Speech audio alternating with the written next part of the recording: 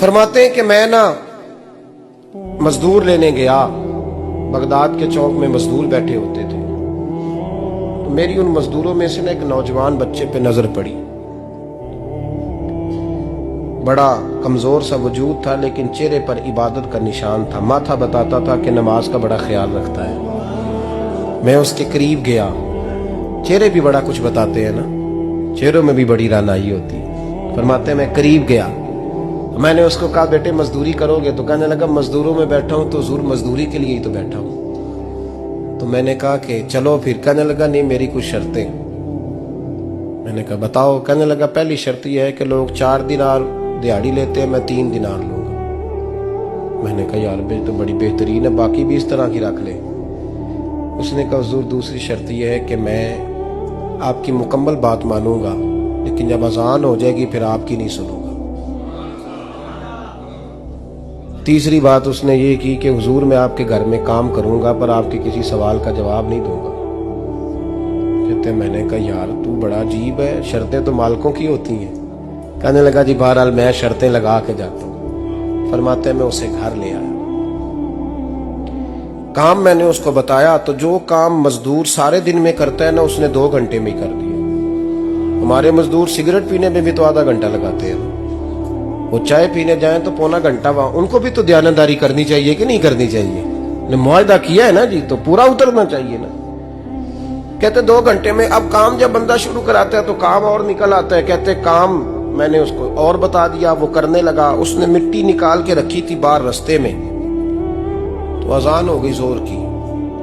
उसने वहीं कुदाल छोड़ी कही और चलने लगा। तो मेरा बेटा कहने लगा इसको जरा बराबर कर दो। कहने लगे चुप कर जा, तेरे बाप से बात हुई थी, जब अजान होती है तो मैं किसी और की नहीं सुनता, सिर्फ अल्लाह रसूल की सुनता हूं।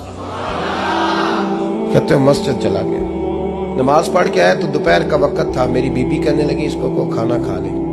कहते हमने कहा खाना खा लो, तो कहने लगा मैंने रोजा रखा हुआ, रमजान भी नहीं था, नफली रोजा रखा हुआ। फरमाते हैं शाम हुई, मैंने 3 दिनार दिए। तो मैंने कहा तेरा नाम क्या है? कहने लगा मैंने आपसे कहा था मैं किसी सवाल का जवाब नहीं दूंगा। कहते वो चला गया। अगले दिन मैं फिर लेने गया उसे, काम कुछ और निकल आए। तो लोगों ने बताया वो सिर्फ हफ्ते वाले दिन आता है। मैंने कहा क्यों? कहने लगे जी वो कहता है मेरा हफ्ते का खर्चा 3 दिनार है, जब 3 दिनार कमा लेता हूं तो बाकी सारा टाइम अल्लाह रसूल की जिक्र में गुजार दिया करता हूं। फरमाते हैं अजीब। अगले हफ्ते मैं फिर लेने गया, मैंने पूरा हफ्ता इंतजार किया कि काम उसी से कराना है। मैं जब गया तो मैंने कहा चलो। कहने लगा मेरी शर्तें याद है ना? और मैंने कहा याद है भाई साथ चल। फरमाते हैं काम कराया, 2-3 हफ्ते वो आता रहा। एक हफ्ते में गया तो लोगों ने कहा हुजूर आज नहीं आया। क्यों? कहने लगे बीमार हो गए। कहाँ घर है? कहने लगे बगदाद के कब्रिस्तान के पीछे जो कच्ची आबादी है उसमें रहता है। फरमाते मैं गया, दरवाजे पे दस्तक दी तो कहने लगा हुजूर आप हैं? दरवाजा खोला है, आ जाइए।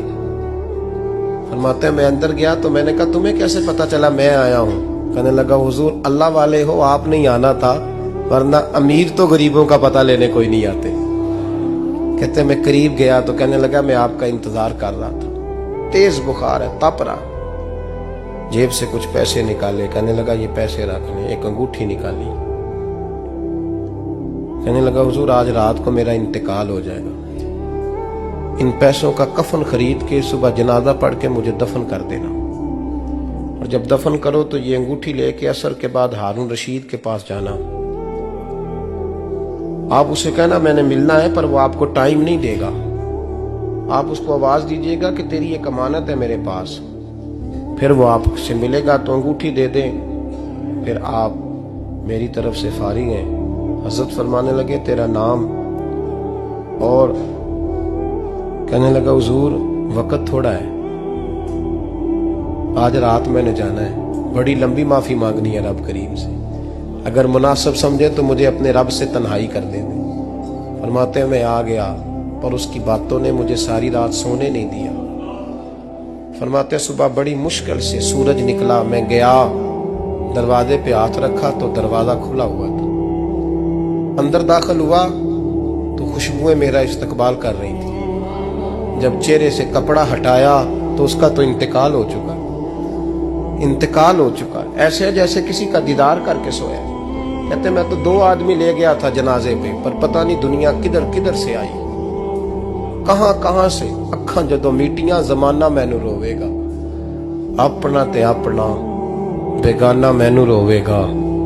फरमाते हैं मैं तो 2 बंदे ले गया था, पर पता नहीं मखलूक कहां कहां से आई। जनाजा पड़ा, दफन किया। हारून रशीद के पास में असर के बाद गया, मैंने बुलाना चाहा पर बादशाह था, मेरी तरफ देखा ही नहीं। मैंने उसको कहा तेरी एक अमानत मेरे पास है।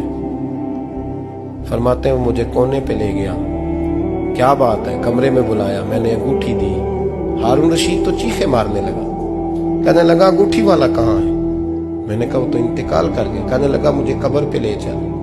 कहते मैं कब्र पे लाया तो वो लेट गया, तड़प के रोने लगा। मैंने कहा मेरा कलेजा फट जाएगा, ना उसने कुछ बताया ना तूने बताया, ये कौन था? तो हारून रशीद कहने लगा ये मेरा बेटा था। मैंने कहा तेरा बेटा और मजदूर?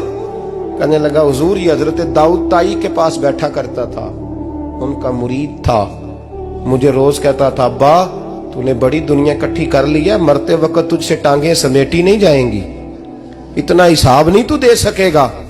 मैं इसको समझा देता, इसकी अम्मा समझा देती। ये रोज हमें कहता छोड़ दो, आ जाओ अल्लाह रसूल की बारगाह में झुक जाएं। हम समझ। एक दिन ये चला गया, कहने लगा फिर तुम्हारा रास्ता और है और मेरा रास्ता और है। ये सोने की अंगूठी गलती से इसके पास रह गई, गलती से हीरे की अंगूठी चली गई। कहने लगा देखो मेरे बेटे ने आज वो भी वापस कर दी है।